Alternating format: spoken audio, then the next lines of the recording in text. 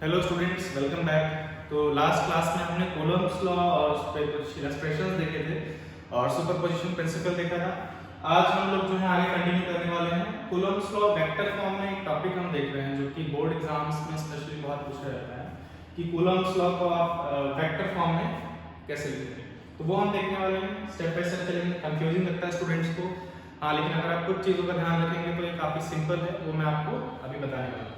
सबसे पहले हमने क्या किया, यहाँ पे 2 पॉइंट चार्जेस दिखा रखे हैं। ये कोऑर्डिनेट एक्सिस है, हमारा एक्स एक्सिस है, ये वाई एक्सिस है। चार्जेस को नेम कर देते हैं। Suppose this one is q1 and this is charge q2। 2 point charges हैं। अगर आपको वेक्टर फॉर्म में लिखना है कूलम्ब्स लॉ को, तो एक्चुअली एक तरह का टेस्ट है कि आप वेक्टर्स यूज कर पाते हैं, नहीं कर पाते, मेरे ख्याल से। और कुछ इसमें खास रहते हैं। तो आप वेक्टर फॉर्म में कैसे लिखेंगे, आप सबसे पहले उनकी पोजीशन स्पेसिफाई करेंगे और यहाँ पे हम लोग पोजीशन स्पेसिफाई करने के लिए भी वेक्टर यूज कर सकते हैं और उसको हम लोग पोजीशन वेक्टर बोलते हैं। और जो पोजीशन वेक्टर है हम लोग ओरिजिन के रेफरेंस में ड्रॉ करना है।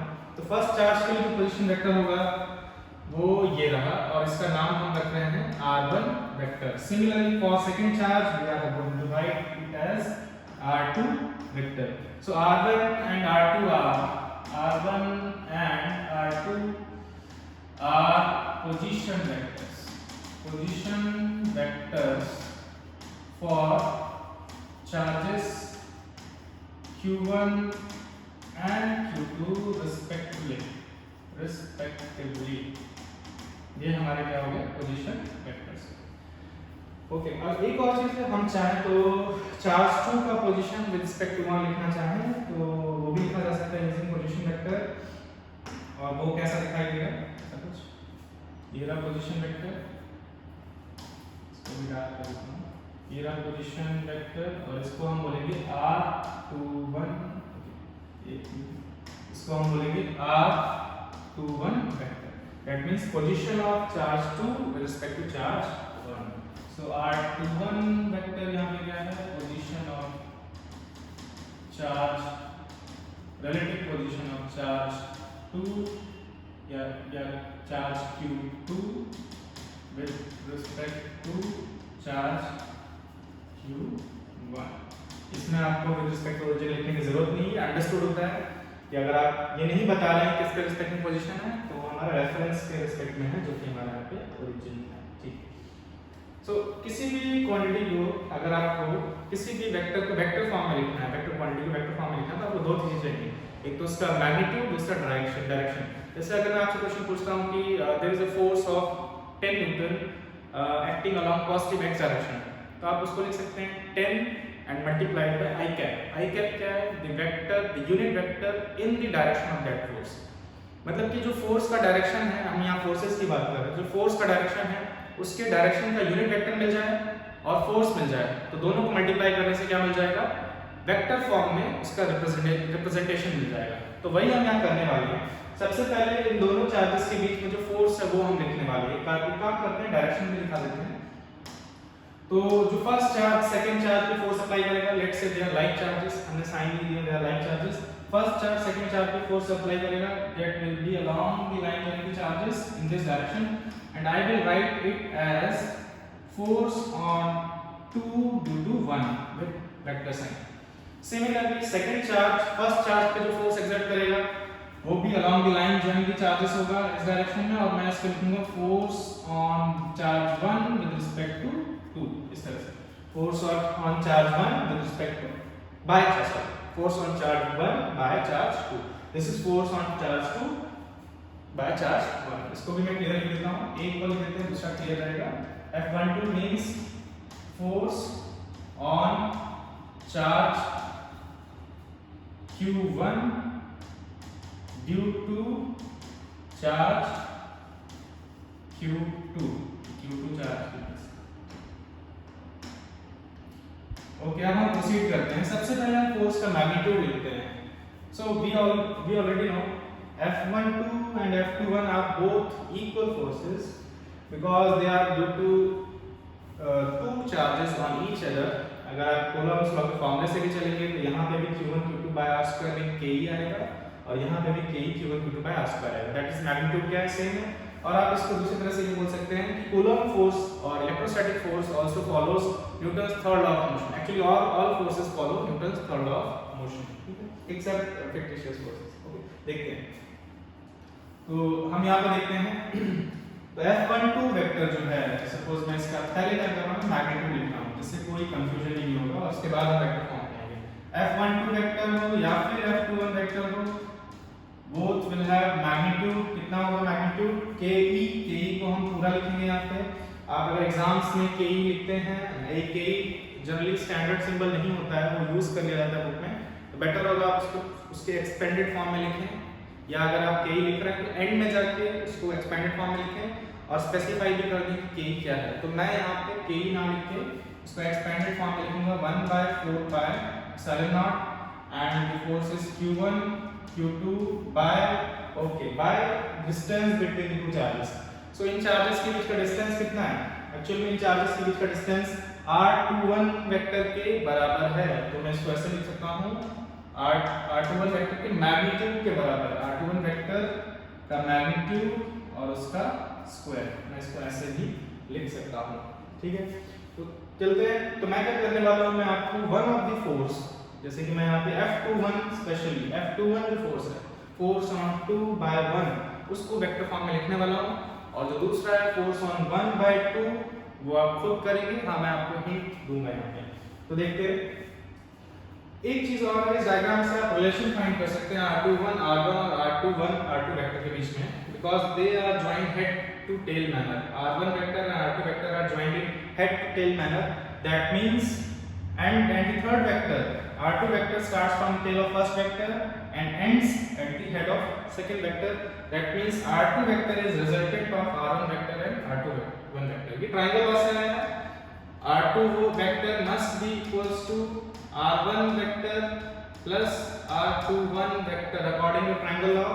If two vectors are added या joined in head to tail manner, then the third vector starting from the tail of first vector and ending at the head of the second vector is always the sum of the two vectors।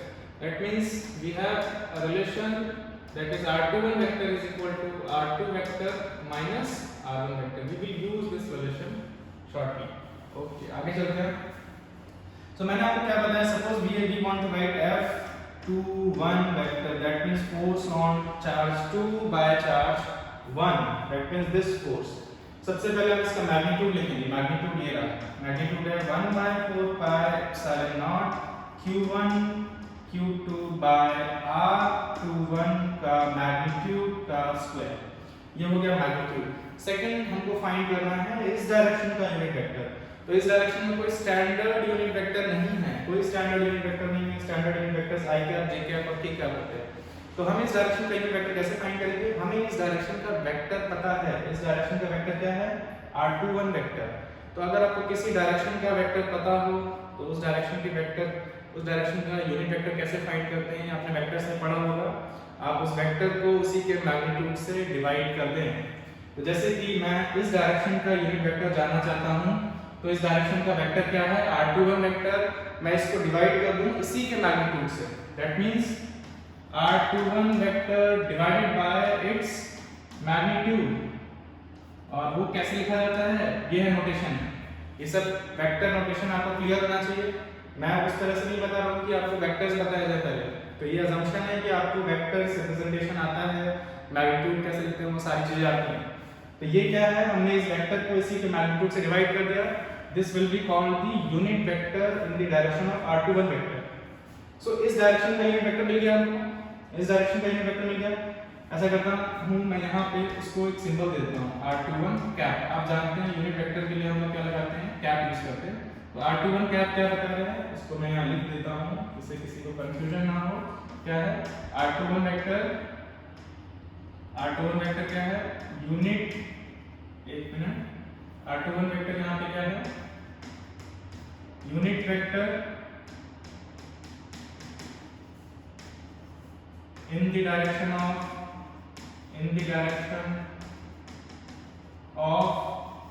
F21 जो force है, तो फिर हम उसको यहाँ put करने वाले हैं उसको, क्योंकि हमें क्या करना है, वेक्टर के मैग्नीट्यूड से मल्टीप्लाई करना है यूनिट वेक्टर को। तो यूनिट वेक्टर हमारा क्या है, कितना है, मैं कलर चेंज कर लेता हूँ इसके लिए क्लैरिटी के लिए। तो क्या हो जाएगा, r21 vector divided by r21 का magnitude, this is r21 vector, that means unit vector in the direction of f21। Okay, तो हम इसको और भी सिंपलीफाई या हम और नोन टर्म्स की फॉर्म में लिख सकते हैं, मतलब r1 r2 के फॉर्म में लिख सकते हैं। r21 का वैल्यू क्या होगा, r2 vector minus r1 vector, हर जगह सब्स्टिट्यूट करने वाला हूं। 1/4 pi epsilon naught q1 q2 divided by r21 vector. Okay, यहां पे भी सब्स्टिट्यूट करना है ना मुझे, तो r21 की जगह क्या लिखेंगे हम लोग, r2 vector minus r1 vector with modulus के साथ इसका स्क्वायर मल्टीप्लाइड बाय, यहाँ पे क्या आएगा, r2 vector minus r1 vector, r21 का value r2 vector minus r1 vector, यहाँ मॉड्यूलस नहीं लगाना है, डिवाइडेड बाय r21 क्या है, r2 vector minus r1 vector का मॉड्यूलस। आपको दिख रहा होगा, इसको एक स्टेप और सिंपलीफाई किया जा सकता है, कैसे, इसको हम f21 वेक्टर जो है इसको क्या लिख सकते हैं, 1/4 pi epsilon naught q1 q2 by, okay multiply में इसको लिखते हैं q1 q2 बाय, ये दोनों जो है तो सेम टर्म्स में का स्क्वायर और पावर 1 है, क्यूब हो जाएगा, यानी इसको मैं कलर चेंज कर देता हूं, यानी क्या हो जाएगा, r2 माइनस r1 वेक्टर्स का मॉड्यूलस, दैट मींस इसका magnitude, that is r21 vector का मैग्नीट्यूड, इसका क्यूब, और मल्टीप्लाई में क्या है, r2 vector minus r1 vector. तो this is Coulomb's law. Okay, Coulomb's law में जो फोर्स का एक्सप्रेशन है इन वेक्टर फॉर्म, ये वेक्टर फॉर्म में हमें मिल गया f21। तो मेरे ख्याल से कोई कंफ्यूजन नहीं है, आप वीडियो को बैक करके दोबारा देख सकते हैं, अगर आपको वेक्टर्स क्लियर नहीं होंगे तो कंफ्यूजन स्टार्ट हो सकता है। सिमिलरली अगर आप f12 वेक्टर लिखने जाते हैं, अगर आप f12 वेक्टर लिखने जाते हैं तो सेम प्रोसेस है, मैग्नीट्यूड सेम रहेगा, बस इस बार f12 का डायरेक्शन अलग है, तो आपको इस डायरेक्शन का यूनिट वेक्टर चाहिए होगा, तो वो आप डायरेक्टली भी कर सकते हैं। इस डायरेक्शन का जो यूनिट वेक्टर होगा वो r21 वेक्टर के अपोजिट है, तो यहाँ पे दो चीजें की जा सकती हैं, या तो आप r21 वेक्टर के अपोजिट वाला एक वेक्टर डिफाइन करें जो कि होगा r12 vector position of 1 with respect to 2, या फिर i कैप वेक्टर जो होता है उसके अपोजिट वाला वेक्टर क्या होता है, minus i cap unit vector, उसके अपोजिट वाला डायरेक्शन माइनस i कैप से रिप्रेजेंट करते हैं हम लोग। तो उसी तरीके से आप r21 वेक्टर के अपोजिट वाले डायरेक्शन वाले वेक्टर को आप माइनस नेगेटिव साइन से रिप्रेजेंट करते हैं, माइनस r21 से रिप्रेजेंट कर सकते हैं। तो ओवरऑल क्या होने वाला है, अगर आप ये तरीका यूज करते हैं, सिर्फ माइनस से इस डायरेक्शन को रिप्रेजेंट करना चाहते हैं, कहने का मतलब ये जो डायरेक्शन है माइनस ऑफ r21 वेक्टर होगा, r21 वेक्टर इस डायरेक्शन का, जो r21 वेक्टर था इस डायरेक्शन का यूनिट वेक्टर, उसका नेगेटिव ये वाला डायरेक्शन होगा। तो उस केस में क्या होने वाला है, यहाँ पर क्या आने वाला है, यही टर्म आएगी, क्योंकि r21 कैप था unit vector in f21 direction with minus आएगा, तो हमारा एक माइनस बाहर आ जाएगा, बाकी सब कुछ सिमिलरली ट्रू होगा, जो कि एग्जाम में आपको स्टेप बाय स्टेप दिखाना होगा। जो मैं यहाँ डायरेक्ट लिख रहा हूँ वो आप खुद से करेंगे। क्या करना है, यहाँ पर सेम चीज लिखा जाएगा, बस एक माइनस आएगा, क्योंकि ये क्या है, ये r21 वेक्टर है जो इस डायरेक्शन में है, तो इसके अपोजिट वाला f12 के डायरेक्शन में होगा, यानी कि एक माइनस आएगा, बाकी पूरा स्टेप सेम होगा, तो बाहर एक माइनस आ जाएगा, और सब कुछ सेम होगा। क्या आएगा, 1/4 pi epsilon naught q1 q2 upon r2 vector minus r1 vector का मैग्नीट्यूड का cube multiplied by r2 vector minus r1 vector. ये r2 vector minus r1 vector के साथ माइनस भी है, मतलब इस डायरेक्शन की बात कर रहा है, तो इस तरह से आप f12 को भी लिख सकते हैं, ठीक है। और एक लास्ट पॉइंट जो यहाँ ऐड करना चाहिए मुझे, वो ये, कभी-कभी ये बोला जाता है कि show that Coulomb's law also, या कूलम्स लॉ, कूलम फोर्स या electrostatic force also follows Newton's third law of motion. वो आप इसी स्टेप के आगे शो भी कर सकते हैं। क्लियरली इस इक्वेशन का जो ये वाला माइनस को छोड़ के बाकी जो पार्ट है it is F21 vector, so we can replace it with F21 vector. तो क्या हो जाएगा F12 vector equals negative of F21 vector. जो F12 वेक्टर होगा वो नेगेटिव ऑफ क्या हो जाएगा F21 वेक्टर हो जाएगा। So this shows that both the forces are in exactly opposite direction and so they also follow Newton's third law of motion. So this is how we can write Coulomb's law or the expression of Coulomb force in vector form. तो जैसे मैंने आपको last time कहा था कि हम ये topic पढ़ने के बाद कुछ PYQs करेंगे based on Coulomb's law and Coulomb force, और वही हम नेक्स्ट देखने वाले हैं। ठीक है, जल्दी से देखते हैं प्रीवियस ईयर क्वेश्चंस जो रिसेंटली जेईई मेन में पूछे गए थे वन बाय वन, कुछ फ्यू क्वेश्चंस। सबसे पहले ये क्वेश्चन है जेईई मेन 2022 का ही है, बहुत सारे सेट्स थे तो उनमें से किसी एक में आया था, अलग-अलग सेशंस में हुआ था। तो क्वेश्चन देखने क्या है, two identical metallic spheres A and B when placed at certain, तो हम इसको पास भी करेंगे क्योंकि हम इस टाइप के क्वेश्चंस पहले कर चुके हैं। Two identical metallic spheres A and B when placed at a certain distance in air repel each other with a force F। तो एक काम करते हैं, अच्छा होता है कि अगर आप कोई भी क्वेश्चन सॉल्व कर रहे हैं, अगर पॉसिबल उसको सिंपल डायग्राम से रिप्रेजेंट कर पाएं, उससे मिस्टेक्स के चांसेस बहुत कम हो जाते हैं। तो ये हमारा A and B दो मेटालिक स्फीयर्स हैं, इनके बीच में कुछ डिस्टेंस है और इस समय इनके बीच का जो फोर्स है वो F है। Let's say the distances are, let's say the charges is Q on both these spheres. Another identical, क्योंकि चार्ज हमें दिया नहीं, हमने assume किया है। Another identical uncharged sphere C is first placed in contact with A and then in contact with B and finally placed at midpoint between spheres A and B. Okay, पहले उसको A के contact में लाए, फिर उसको B के contact में लाए और फाइनली उसको बीच में रख दिया।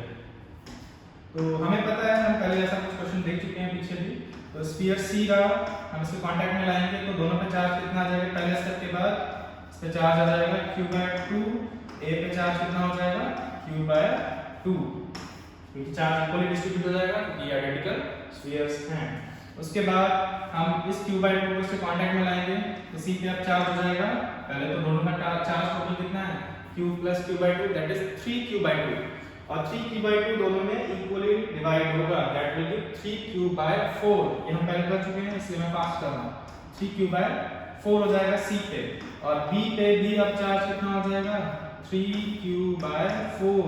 हां, इनिशियली B पे चार्ज क्या था Q था और A पे चार्ज कितना है Q/2। तो ये है चार्ज डिस्ट्रीब्यूशन, ये फाइनली ये हमें मिलेंगे चार्जेस। और किया क्या गया है, जो C चार्ज C है, चार्ज C को इन दोनों के मिडिल में रख दिया जाए यहाँ। तो चार्ज C है कितना, तो मैं ऐसा करता हूँ, इसके लिए डायग्राम बनाता हूँ। ये रहा चार्ज A, ये है चार्ज B और इनके बीच में कौन सा चार्ज रखा गया है C। तो A पे चार्ज कितना आ गया था Q/2, B पे चार्ज कितना आ गया था 3Q/4 और C पे चार्ज कितना आ गया था 3Q/4, इक्वली डिस्ट्रीब्यूट हो रहा। अब हम क्वेश्चन देखते हैं। तो अच्छा, ये जो फोर्स F दिया हुआ है इसका वैल्यू क्या होगा, अगर हम यहाँ से लिखें F will be equals to KE Q1 Q2 that is Q²/R²। Question देखते हैं हम लोग। क्वेश्चन में क्या बोल रहा है, finally placed between mid point, तो force experience by sphere C। Okay, C sphere जो नेट फोर्स कितना होगा, सभी चार्ज आइडेंटिकल हैं, ये हम मान सकते हैं, कुछ और नहीं बताया, लाइक चार्जेस हैं। A C को रिपेल करेगा, B भी C को रिपेल करेगा। ठीक है, A C को किधर रिपेल करेगा वो देखते हैं। A will repel C towards right, B will repel C towards left. So there will be two forces on charge C. Superposition principle use कर रहे हैं हम लोग। A C को रिपेल करेगा राइट की तरफ, फोर्स लिख देते हैं, force due to A and this is force due to B। देखो इनके बीच में सेपरेशन सेम है, तो C जो है उसका चार्ज ज्यादा है किससे, C का B का चार्ज जो है वो ये 0.5 है और ये कितना है 0.25। A का चार्ज B से ज्यादा है, तो A ज्यादा फोर्स लगाएगा। तो मैं ऐसा करता हूं, इस वेक्टर को थोड़ा लॉन्गर बना देता हूं जिससे हमें मिस्टेक ना हो, this will be greater. So net force will be equals to FA minus FB। Net force equals to FA minus, मैं डायरेक्टली क्यों सबट्रैक्ट कर दे रहा हूं because they are in opposite direction. अगर इनके बीच में 180 डिग्री के अलावा कोई और एंगल होता तो हम जो रिजल्टेंट का फॉर्मूला है उसको यूज करते हैं, ये भी वहीं से है। तो फोर्स लिखते हैं हम लोग, फोर्स ए ने जो अप्लाई किया है यहां लिखता हूं मैं के ई Q1 Q2 क्या होगा, Q1 Q2 Q/2 3 Q/4, तो Q स्क्वायर हो जाएगा और 1/2 और 3/4 कितना हो जाएगा 3/8 और डिवाइडेड बाय इनके बीच का सेपरेशन अब कितना है D/2, सॉरी हमने R लिया था R/2 और यहाँ पे भी कितना आएगा R/2, that will give R²/4। ठीक है, इसको सिंपलीफाई कर लेते हैं तो क्या आएगा के ई क्यू स्क्वायर, एक्चुअल में मुझे ये 3 पहले लिखना चाहिए, ये 4 इसको कैंसिल करेगा 2 हो जाएगा तो 3/2 इधर आ गया और डिवाइड में क्या है R², ये हमें फोर्स मिल गया पहला। Fa का वैल्यू मिल गया 3/2 के ई क्यू स्क्वायर/R² माइनस सब्ट्रैक्ट करना है हमको Fb का वैल्यू फाइंड करना है, तो सेम प्रोसेस से फाइंड करेंगे Fb का वैल्यू।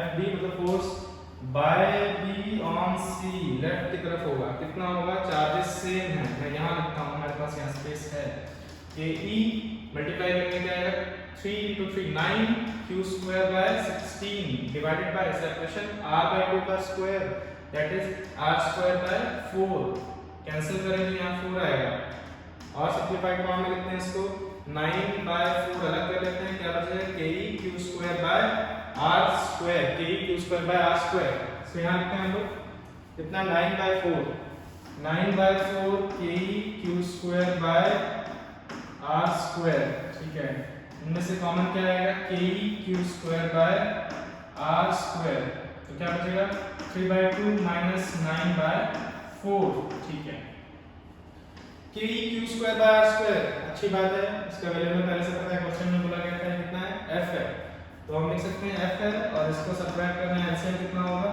4, यहाँ आएगा 3, आप सॉल्व कर सकते हैं इसको 2 6, मैंने कुछ मिस्टेक की है, ओके Fa माइनस Fb क्या है, फोर्स जो है ज्यादा कौन सा है, मैंने बड़े फोर्स में से छोटा माइनस कर दिया है, क्या इसको सब्ट्रैक्ट करेंगे तो कितना आएगा 6 - 9, ओके मैंने शायद उल्टा कर दिया, कोई बात नहीं, उसको सही कर लेंगे, तो 6 - 9 मैंने सब्ट्रैक्शन उल्टा कर दिया है, बड़े छोटे फोर्स में से बड़ा सब्ट्रैक्ट कर दिया, आपको ध्यान रखना है, उससे आप इसको माइनस बना सकता है, ठीक है, तो ये कितना आएगा -3F/4, that means the magnitude of the force will be 3F/4, net force कितना होगा 3F/4, so let's take the magnitude, तो वो कितना होगा 3F/4, सो हमारा करेक्ट आंसर क्या है 3F/4 ऑन चार्ज C, ये फोर्स आएगा, ठीक है। एक क्वेश्चन और देखते हैं इसी टाइप का, इसी टॉपिक पे बेस्ड, ओके ये रहा हमारा नेक्स्ट क्वेश्चन। इस क्वेश्चन में क्या बोला है, देयर इज चार्ज 4 माइक्रोकूलम, एक 4 माइक्रोकूलम का चार्ज है, इट इज डिवाइडेड इनटू 2, दो पार्ट्स में डिवाइड किया, नॉट इन इक्वल पार्ट्स, ऐसा कहीं लिखा है, the distance between the two charges is two divided charges is constant, मतलब उनको डिवाइड करके एक सेपरेशन पे रखा है, ये रहा चार्ज पहला और ये दूसरा, और वो सेपरेशन जो है वो फिक्स है, it is not changing, it is constant, ठीक है चलो। अच्छा इनको डिवाइड किया तो ऐसा करते हैं, एक को चार्ज को q मान लेते हैं, तो या अगर आप x से कंफर्टेबल है, एक को x मान लेते हैं, तो दूसरा हो जाएगा 4 - x, आपको यहाँ पे यूनिट चेंज करने की जरूरत नहीं पड़ेगी, क्योंकि आंसर भी हमें माइक्रोकूलम में ही चाहिए, ठीक है, तो एक हमने x माना, दूसरा 4 - x, इनके बीच का डिस्टेंस जो है वो कांस्टेंट है, फिक्स है, तो ऐसा करते हैं उसको वैल्यू दे देते हैं d, it's the distance between charges is d, इनको सेपरेट करने के बाद the magnitude of divided charges so that the force between them is maximum। अच्छा ये कह रहे हैं कि जो चार्जेस जो हैं जो डिवाइड किए गए चार्जेस, उनका मैग्नीट्यूड कितना होना चाहिए जिससे कि इनके बीच का फोर्स मैक्सिमम हो, क्योंकि डिवाइड किया गया है तो आप इक्वली कर सकते हैं, 3/4 1/4 कर सकते हैं, या और भी पॉसिबल कॉम्बिनेशन है जिनमें डिवाइड कर सकते हैं, तो उनमें से कौन सी कॉम्बिनेशन में मैक्सिमम फोर्स आएगा, ठीक है। तो इस क्वेश्चन को सॉल्व करने का मुझे दो तरीके दिखाई दे रहे हैं, तो मैं पहले तरीका बताऊंगा, एक आप इसको ऑप्शन से भी कर सकते हैं, और पहले हम सिंपल तरीका देखते हैं।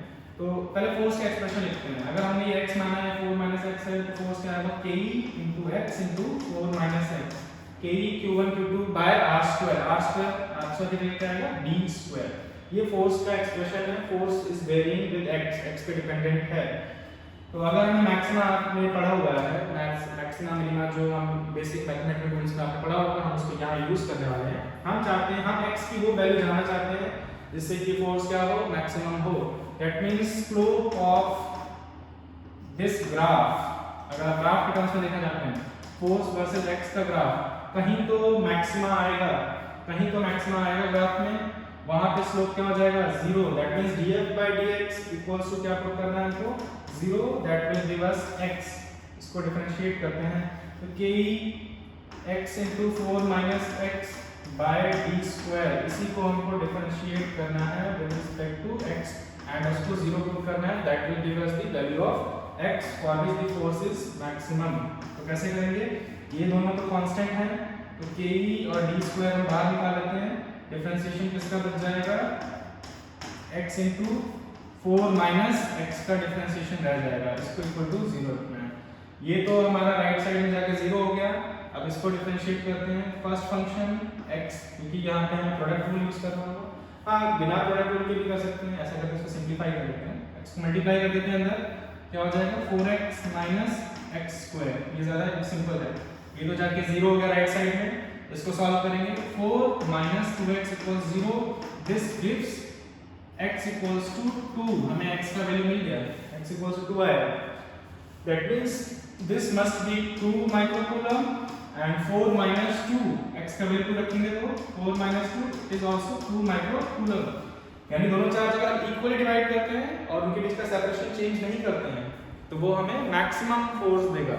That means the correct answer will be 2 microcoulomb and 2 microcoulomb। JEE में 2022 का क्वेश्चन है। अच्छा, और फिर दूसरा तरीका क्या था, आप क्योंकि आप जानते हैं अगर हम सेपरेशन चेंज नहीं कर रहे हैं तो फोर्स फिर मैग्नीट्यूड चार्जेस के प्रोडक्ट पे डिपेंड करेगा, चार्जेस के मैग्नीट्यूड के प्रोडक्ट पे डिपेंड करेगा। तो अगर आप क्या करते हैं, इनके मैग्नीट्यूड्स का प्रोडक्ट करते हैं, आप फाइंड करेंगे मैक्सिमम जो है वो हमें इसी में मिलेगा, 2 into मैक्सिमम वैल्यू मिलेगा 2 into 2 यानी 4 का। बाकी केसेस जो है 4 से क्या मिलेंगे, कम वैल्यू देंगे। दैट मींस ये करेक्ट आंसर है जिसको आप डायरेक्टली कर सकते थे। ठीक, एक और क्वेश्चन देखते हैं हम लोग इस टाइप का, इसी टॉपिक पे बेस्ड प्रीवियस क्वेश्चन। ओके, ये क्वेश्चन क्या कह रहा है, two identical charge particles each having a mass 10 gram and charge this are placed in horizontal table with separation of L, उनके बीच का separation L है between them such that they stay in limited equilibrium. Okay, if the coefficient of friction between each particle at the table is 0.25, find the value of L. Okay, दो charges हैं, दोनों का मास दिया हुआ है, बना लेते हैं हम लोग, हमेशा डायग्राम बनाएंगे, मिस्टेक्स नहीं होगा। इनके बीच का जो सेपरेशन है वो L बताया गया है, तो इनके बीच का सेपरेशन ले लेते हैं हम लोग L। पहला चार्ज लेते हैं हम लोग, ये 10 ग्राम का मास है, तो चलो हम साइड में लिख सकते हैं, मास कितना है 10 ग्राम। 10 ग्राम को अगर आप ऐसा यूनिट में करने की जरूरत है तो वो 0.01 kg होगा, 0.01 kg। और दोनों चार्ज क्या है, आइडेंटिकल है, और चार्ज का वैल्यू कितना है 2 into 10 to the power -7 coulomb. ठीक है, 2 into 10 to the power -7 coulomb. और ये इक्विलिब्रियम में है। पहली बात, ये दोनों चार्जेस आइडेंटिकल एक दूसरे को रिपेल करेंगे, रिपेल करेंगे तो मूव करने चाहिए, बट इक्विलिब्रियम में है। ऐसा इसलिए क्योंकि यहाँ पे फ्रिक्शन है जो कि इनको मूव करने नहीं दे रहा है। सपोज हम किसी एक चार्ज की बात करते हैं, दोनों आइडेंटिकल हैं, दोनों एक दूसरे पर सेम फोर्स एक्सर्ट करेंगे। सपोज इस चार्ज की बात करते हैं, तो this charge will repel this charge in towards right along the line joining the charges, and this repulsive force, let's say this force is F, वो हम बहुत इजीली कैलकुलेट कर सकते हैं, डिस्टेंस हमें F दिया है, चार्जेस भी दिए हैं, बट ये मूव इसलिए नहीं कर रहा, मूव नहीं कर रहा, that means there is an opposing force, इसका मोशन सरफेस के रिस्पेक्ट में राइट की तरफ है, फ्रिक्शन फोर्स रिलेटिव मोशन के अपोजिट होगा, दैट मींस इसके अपोजिट डायरेक्शन में फ्रिक्शन फोर्स आ रहा है F, और इसलिए मूव नहीं कर रहा है। अगर ये मूव नहीं कर रहा है तो दोनों फोर्सेस बराबर होने चाहिए, इक्वल होने चाहिए, that means F equals to F होना चाहिए। ठीक है, हमें फाइंड क्या करना है, L फाइंड करना है। देखते हैं F का वैल्यू लिखते हैं, F क्या होगा ke q1 q2, q1 का वैल्यू देगा, q2 भी यही है, तो हम इसको स्क्वायर कर देंगे, इसका स्क्वायर मैं डायरेक्ट लिख रहा हूं, 2 का स्क्वायर 4 10 to the power -7 का square 10 to the power -14 divide by इनके बीच का डिस्टेंस क्या है L स्क्वायर लिखते हैं। राइट साइड में फ्रिक्शनल फोर्स कैसे लिखते हैं, it is always equals to mu into n, normal reaction, mu हमें दिया है coefficient of friction 0.25, normal reaction इस बार ग्रेविटेशनल फोर्स वेट के बराबर ही होगा, वर्टिकल में कोई मूवमेंट नहीं है, कोई एक्सेलरेशन नहीं है, so it will be equals to mg, m कितना है हमारा 0, जो कि हो जाएगा म्यू mg, तो m है 0.01 इनटू g, क्वेश्चन में बोला है 10 लेने के लिए। ठीक है, एल स्क्वायर फाइंड करना है, इसका भी वैल्यू लिख देते हैं आप 9 into 10 to the power 9 into 4 into 10 to the power minus 14, ये डिवाइड में आएगा। मैं इसको मल्टीप्लाई कर देता हूँ इसके साथ, इन दोनों मल्टीप्लाई करके क्या हो जाएगा 0.1, तो डिवाइड में आएगा 0.25 मल्टीप्लाइड बाय 0.1, राइट साइड में आएगा एल स्क्वायर, इसको हम इधर ले गए, ठीक है। इसको सॉल्व करते हैं, 9 into 4 36 into 10 to the power 9 10 to the power minus 14, तो आप देख सकते हैं ये 10 to the power minus 5 हो जाएगा, डिवाइडेड बाय 0.25, इसको मैं 25 by 100 10 to the power 2 पर आएगा, और इसको हम 1 लिख सकते हैं और ऊपर 10 एक और ऐड कर सकते हैं, ये एल स्क्वायर है, सब्ट्रैक्शन करेंगे, ठीक है।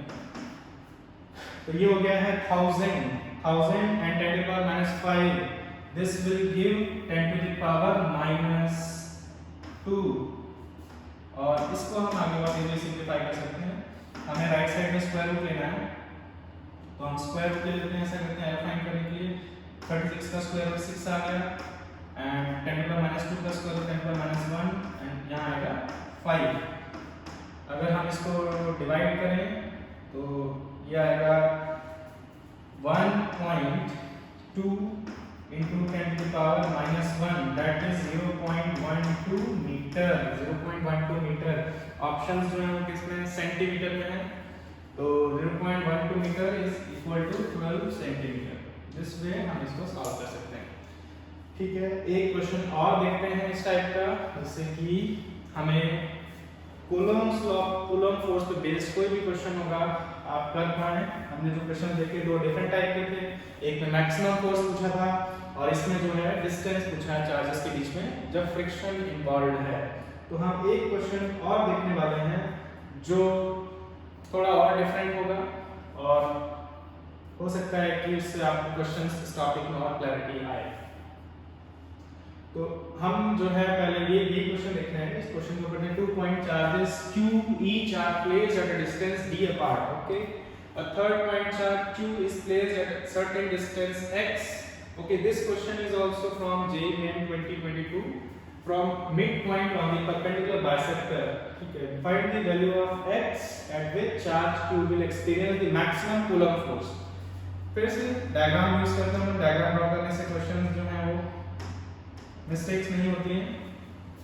तो दो चार्जेस हैं q एंड, क्योंकि यहाँ परपेंडिकुलर बाइसेक्टर की बात की हमें स्पेस चाहिए होगा थोड़ा ऊपर, तो q एंड q दोनों चार्जेस हैं, q एंड इसके परपेंडिकुलर बाइसेक्टर पे, यानी कि ये रहा हमारा चार्जेस का परपेंडिकुलर बाइसेक्टर, मिड पॉइंट से पास करने वाला परपेंडिकुलर बाइसेक्टर है। परपेंडिकुलर बाइसेक्टर पे क्वेश्चन को ध्यान से रीड करना पड़ेगा हमें।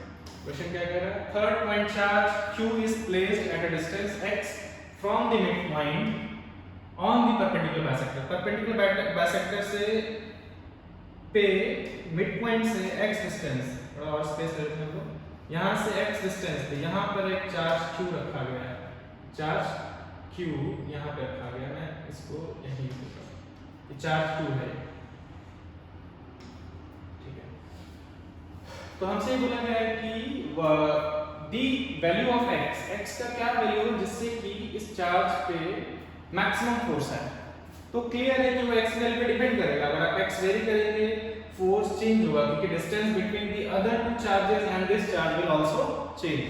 तो देखते हैं जब भी मैक्सिमा या मिनिमा जैसे मैक्सिमम फोर्सेस की वैल्यूज फाइंड करने के लिए बोलता है तो आप मैथ्स के टूल को यूज कर सकते हैं। मैक्सिमा मिनिमा जो आपने पहले पढ़ा है वही लगता है हमें यहाँ यूज करना पड़ेगा।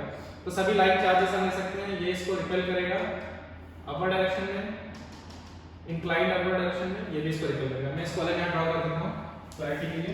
तो क्यू चार्ज जो इस पे दो फोर्सेस इस डायरेक्शन में आएंगे, और क्योंकि इनके बीच का डिस्टेंस सेम है, दोनों फोर्स भी क्या होने वाले हैं, सेम होने वाले हैं। तो मैं इसको भी ऐड लिख रहा हूँ और इसको भी ऐड। चार्जेस का पेयर भी सेम है और इनके बीच का डिस्टेंस भी क्या है, सेम है। दोनों फोर्सेस को मैं क्या लिखता हूँ, F लिख रहा हूँ, ठीक है।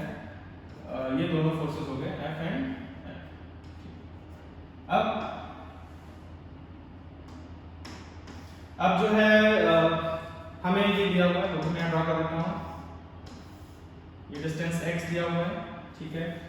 तो इन फोर्सेस का रिजल्टेंट निकालना है। एक अच्छी बात ये है कि क्योंकि ये फोर्सेस जो हैं एंगल पे लग रहे हैं और इक्वल हैं, तो अगर ये एंगल हम लोग यहाँ से वर्टिकल ड्रॉ करें, ये एंगल अगर हम थीटा माने तो ये भी क्या होगा, थीटा होगा, और ये भी थीटा होगा, क्योंकि ये लेंथ सेम है और ये साइड्स का लेंथ भी क्या होगा, सेम होगा, मिड पॉइंट है। तो हम बोल सकते हैं कि इसके दो कंपोनेंट बनेंगे फोर्सेस के, दोनों ही फोर्सेस के दो कंपोनेंट। इसका एक कंपोनेंट होगा F sin थीटा और ऊपर होगा F cos थीटा। इसी तरीके से इसका कंपोनेंट बनेगा F sin थीटा और अपर डायरेक्शन में आएगा F cos थीटा। क्लियरली ये दोनों फोर्सेस क्या हो जाएंगे, कैंसिल आउट। सो जो नेट फोर्स आएगा, नेट फोर्स कितना होगा, F cos theta, F cos theta का sum that is 2F cos theta, 2F cos theta होगा। चलो हमें फोर्स का एक्सप्रेशन कंप्लीट करते हैं जल्दी से। तो 2F का वैल्यू हम क्या लिखेंगे, KE QQ, KE Q and Q by divide में क्या आएगा, ये वाला डिस्टेंस चाहिए हमको, ये डिस्टेंस हमको चाहिए। तो इसके लिए हम क्या कर सकते हैं, हमें चार्ज का सेपरेशन दिया है, चार्ज का सेपरेशन d दिया हुआ है, तो ये कितना हो जाएगा d बाय 2, दैट मींस ये डिस्टेंस हमें मिल जाएगा। ये डिस्टेंस क्या होगा, square root of d by 2 का whole square, that means d square by 4 plus x square plus x square, d square by 4 plus x square, meaning Pythagoras theorem हमें distance मिल गया है। हमें इसको डिनोमिनेटर में रखना है बट इसका स्क्वायर भी करना है, तो स्क्वायर क्या होगा, d square by 4 plus x square, ये डिस्टेंस हमें मिल गया। Multiplied by cos theta, cos theta हम इस ट्रायंगल से निकाल सकते हैं, बेस बाय हाइपोटेन्यूज, तो बेस क्या है, x है हमारा, और हाइपोटेन्यूज क्या है, यही है, तो इसकी पावर हम 1/4 1/2 लिख देते हैं, इससे कंफ्यूजन नहीं होंगे। चलो फोर्स का एक्सप्रेशन कंप्लीट हो गया। तो ये है वो नेट फोर्स जो इसके ऊपर लगा होगा, वो मैक्सिमम किस x की वैल्यू पे होगा ये फाइंड करना है। थोड़ा सा इसको हम सिंपलीफाई कर लेते हैं, ये क्या हो जाएगा, कांस्टेंट्स को साइड में रखते हैं, KE Q, बाद में क्या बचेगा x divided by d square by 4 plus x square to the power 1/2, 1 that is 3/2, तो पावर 3/2 हो जाएगा। तो हमारे पास एक एक्सप्रेशन मिल गया। इसके बाद जो हमें करना है वो मैथ्स का पार्ट है, तो मैं इसको हटा के वो सॉल्व कर रहा हूँ। हम क्या करने वाले हैं, हम इसको डिफरेंशिएट करने वाले हैं। This net force with respect to x के रिस्पेक्ट में डिफरेंशिएट करने वाले हैं। फिर से वही चीज, अगर हम लोग f और x के बीच में ग्राफ बनाते हैं तो कहीं तो एक मैक्सिमा आएगा जहाँ पे स्लोप क्या हो जाएगा 0, वहां से हमें x मिल सकता है, इसलिए मैं इसको x के रिस्पेक्ट में डिफरेंशिएट कर रहा हूँ। तो x के रिस्पेक्ट में डिफरेंशिएट करते समय ये तो कांस्टेंट है, तो ये बाहर आ जाएगा 2KE QQ, बाकी जो बचेगा हमारा ये पार्ट रह गया एक्सप्रेशन का, इसको हम ऐसे लिख सकते हैं d by dx of x into, इसको मैं न्यूमरेटर में लिखता हूँ, इजी होगा, d square by 4 plus x square to the power minus 3/2। So ये प्रॉब्लम अब एक मैथमेटिकल प्रॉब्लम रह गया है, हमें बस इसको डिफरेंशिएट करके x का वैल्यू फाइंड करना है। तो इस स्पेस को मैं हटा रहा हूँ यहाँ पे यूज करने के लिए। चलो जल्दी से इसको सॉल्व करते हैं। तो डिफरेंशिएट करते समय इसको इक्वल टू 0 रखना है हमें, तो ये टर्म तो 0 हो जाएगा, राइट साइड में चला जाएगा। इसमें हम लोग प्रोडक्ट रूल लगा सकते हैं। फर्स्ट फंक्शन x को कुछ नहीं करेंगे, इसका डिफरेंशिएशन क्या आएगा, -3/2 into d square by 4 plus x square, और इसके बाद इसका पावर एक कम होगा, x to the power n, chain rule use करना पड़ेगा, -5/2 -3/2 -1 क्या होगा, -5/2 इनटू, फिर इसका दोबारा डिफरेंशिएशन करना होगा, ये फंक्शन के अंदर फंक्शन है, इसका डिफरेंशिएशन क्या आएगा, ये तो 0 हो गया, इसका क्या आएगा 2x। ये कंप्लीट हुआ पहला पार्ट प्रोडक्ट रूल का। सेकंड पार्ट में क्या करना है, इसको हम नहीं डिफरेंशिएट करेंगे, तो इसको ऐसे लिखा रहने देंगे, d square by 4 plus x square to the power -3/2, और x का डिफरेंशिएशन 1 इक्वल्स टू 0। थोड़ा सा इसको सिंपलीफाई करने के लिए देखते हैं कुछ कॉमन निकलता है। इसमें से कॉमन आएगा d square by 4 plus x square to the power -3/2। Clearly ये टर्म कॉमन है, तो क्या बचता है वो भी देखते हैं। इसको हम अंदर मल्टीप्लाई करेंगे, क्या आएगा, ये 2 से ये 2 कैंसिल हो जाएगा, x और x मल्टीप्लाई होती है -3x स्क्वायर। हमने यहाँ से कॉमन लिया है 3/2, तो आप इसको थोड़ा केयरफुली करना। अगर आप 3/2 कॉमन लेंगे तो यहाँ आएगा d square plus x square to the power -1। आप इसको मल्टीप्लाई करके देखो, -1 और -3/2 ऐड होगा तो -5/2 आएगा, प्लस यहाँ से चला गया 1 बचा, इक्वल्स टू क्या हो गया 0। ये भी राइट साइड में जाके 0 हो जाएगा, तो काफी सिंपलीफाइड एक्सप्रेशन हो गया। इसको हम डिवाइड में लिख सकते हैं, तो ये आएगा -3x² upon d²/4 plus x² power plus हो जाएगा, और ये +1 उधर जाएगा तो क्या हो जाएगा -1। ये दोनों क्या हो जाएंगे कैंसिल, तो यहाँ से हमें क्या मिलेगा 3x² इक्वल्स टू, ये राइट में जाएगा क्या आएगा d²/4 प्लस x²। ठीक है, काफी सिंपलीफाई हो गया एक्सप्रेशन। x² को इधर आते हैं क्या हो जाएगा 2x² इक्वल्स टू, x² इधर आएगा माइनस होगा d²/4, 2x² इक्वल्स टू क्या आ गया d²/4, क्योंकि यहाँ पे 3 था।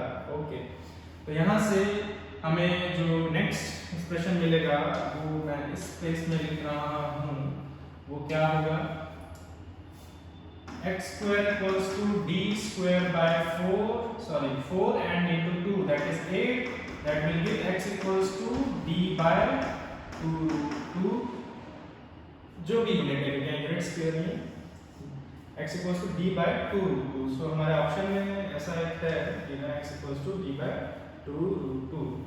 इस तरीके से आप सिंपल एक जो हमारे पास फॉर्मूला है उस पे अलग अलग तरह के क्वेश्चंस बन सकते हैं, और मैक्सिमम मिनिमम के क्वेश्चंस को आप इस तरह से अप्रोच करेंगे। जहां पर भी मैक्सिमम या मिनिमम पूछा जाएगा किसी पर्टिकुलर फोर्स का या डिस्टेंस की वैल्यू जिसकी मैक्सिमम या मिनिमम मिले, उसके लिए आप भाई हमारे जो मैक्सिमम मिनिमम के लिए जो डिफरेंशिएट करके स्लोप जहां 0 हो जाता है उसके हेल्प से हम लोग उस पॉइंट पे फोर्स का वैल्यू फाइंड कर सकते हैं। तो हमें पता चल रहा है कि यहाँ पे इस पर्टिकुलर डिस्टेंस पे अगर हम लोग क्या करते हैं, यहाँ से जो मिड पॉइंट से जो डिस्टेंस है वो d/2 होता है एग्जैक्टली, तो इस पे जो फोर्स होगा वो मैक्सिमम होगा। ठीक है, तो ये था क्वेश्चंस कूलम्स लॉ पे। प्रीवियस क्वेश्चन हमने इलस्ट्रेशन पे देखे और Coulomb's law in vector form भी देख लिया है। हम लोग नेक्स्ट क्लास में जो है इलेक्ट्रिक फील्ड का कांसेप्ट शुरू करने वाले हैं, और वो कैसे यूजफुल होगा फोर्सेस फाइंड करने के लिए, वो सारी चीजें हम नेक्स्ट क्लास में देखेंगे। Thank you.